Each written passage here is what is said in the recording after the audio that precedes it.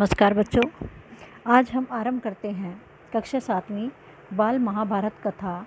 पाठ है हमारा 13 जरासंध। इसमें जरासंध के बारे में बताया गया है। लेक्चर नंबर हमारा 1। युधिष्ठिर के भाइयों तथा साथियों को इच्छा हुई कि युधिष्ठिर अब राजसूय यज्ञ करके सम्राट का पद प्राप्त करे। युधिष्ठिर के भाइयों की भी इच्छा हुई और साथियों की भी क्या इच्छा हुई कि अब युधिष्ठिर राजसूय यज्ञ करे और सम्राट का पद प्राप्त करे। इस बारे में सलाह करने के लिए युधिष्ठिर ने श्री कृष्ण को अपने पास बुलवाया। श्री कृष्ण के आने पर युधिष्ठिर ने राजसूय यज्ञ की बात बताई। श्री कृष्ण बोले कि मगध नरेश के राजा जरासंध ने सब राजाओं को जीत कर अपने अधीन कर रखा है। सभी राजाओं को किसने जीत कर अपने अधीन कर रखा था? जरासंध ने। शिशुपाल जैसे राजा भी उनकी छत्र छाया में रहना पसंद करते हैं। 3 वर्ष तक हम भी लड़ते रहे, आखिर में हार गए और मथुरा छोड़ द्वारका में रहना पड़ा। कौन हार गए? श्री कृष्ण जी। और फिर कहाँ रहना पड़े उन्हें? मथुरा को छोड़कर द्वारिका में।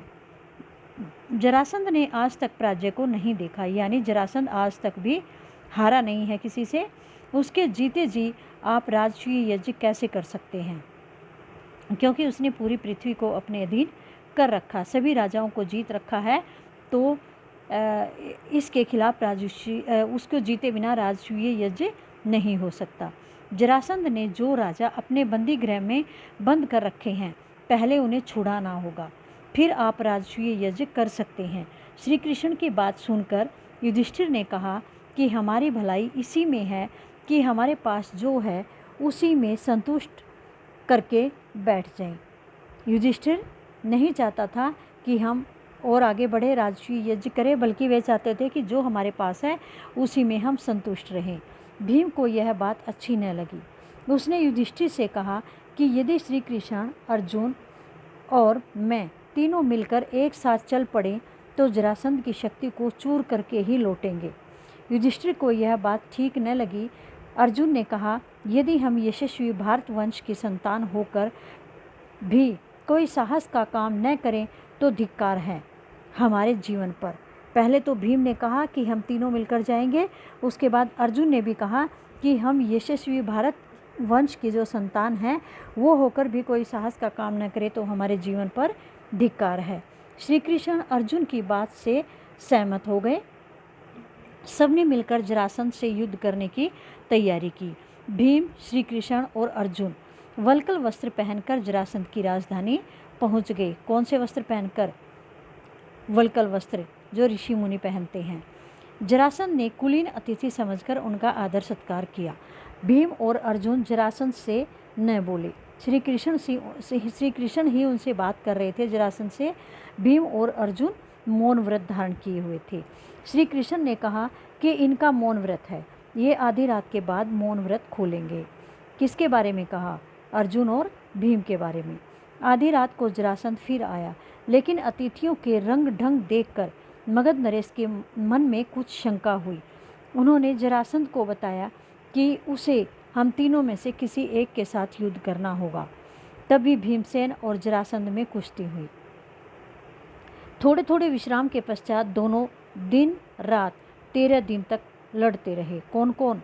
जरासंध और भीम। कितने दिन लड़ाई करते रहे? 13 दिन तक। 14वें दिन जरासंध रुक गया। ठीक मौका पाते ही श्री कृष्ण ने भीम को इशारे से समझाया। भीम ने तुरंत उसे उठाकर जोर से नीचे पटक दिया और उसका अंत कर दिया। किसने उसका जरासंध का अंत किया? भीम ने। सारे राजा बंदी गृह से छूट गए। जिन राजाओं को जरासंध ने बंदी बना रखा था, अपने अधीन कर रखा था, उन सारे राजाओं को उन्होंने छुटवा दिया और युधिष्ठिर की शरण में वे आ गए। जरासंध की मृत्यु के पश्चात राजसूय यज्ञ किया गया। राजसूय यज्ञ में भीष्म पितामह ने कहा कि सबसे पहले पूजा श्री कृष्ण की होनी चाहिए। शिशुपाल को यह अच्छा नहीं लगा। जब राजसूय यज्ञ हुआ तो भीष्म पितामह ने कहा कि श्री कृष्ण जी की सबसे पहले पूजा होनी चाहिए। यह बात सुनकर के शिशुपाल को अच्छा नहीं लगा। शिशुपाल वहाँ बैठे राजाओं को कहने लगा कि जिस दुरात्मा ने कुचक्र रचकर और जरासंध को मरवा डाला, उसी की युधिष्ठिर ने अगर पूजा की। इसके बाद उसे हम धर्मात्मा कैसे कह सकते हैं? उनमें हमारा विश्वास नहीं रहा है।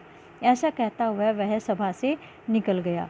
युधिष्ठिर द्वारा बहुत समझाने पर शिशुपाल न माना तो श्री कृष्ण और शिशुपाल में युद्ध हो गया, जिसमें शिशुपाल मारा गया। शिशुपाल श्री कृष्ण के खिलाफ भड़क गया था ना, तो इस कारण उन दोनों में फिर युद्ध हुआ और शिशुपाल को श्री कृष्ण जी ने मार दिया। राजसूय यज्ञ संपूर्ण हुआ और राजा युधिष्ठिर को राजाधिराज की पदवी प्राप्त हो गई। तो यह पाठ आपने पढ़ा। इसके साथ ही आपके पाठ से संबंधित क्वेश्चन आंसर आएंगे, वह भी आपने लिखने हैं और याद करने हैं। कुछ आपको अपने आप भी इंटरनल क्वेश्चन याद करने हैं।